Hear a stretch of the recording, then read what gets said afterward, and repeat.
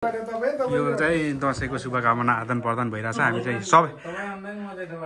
यहाँ चाहिँ सल्लाह हुँदैछ कोचेटुपाहरू भनेर लगभग हामी सबै गुल्मीकै छौँ होइन गुल्मी अर्घाँची बुटोल तर अर्घाँची म अनि उनी पनि त उयो भए नवलपरासी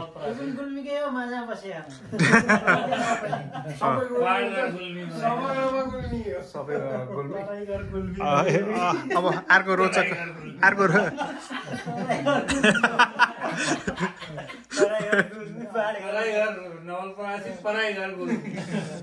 अर्को रोचक कुरा चाहिँ अब सबै हामी चाहिँ होटल लाइनका होइन अरे किचन लाइनका सबै अब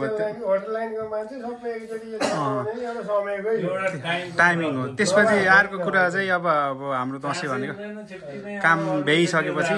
मनाउने दसैँ हो। ल दसैँको चाहिँ सबैलाई शुभकामना सबैको टिकाबाट बुढो भयो नि दुःख पाइँदो रहेछ सबभन्दा कान्छोको चाहिँ शुभ कार्यलाई ढिला नगर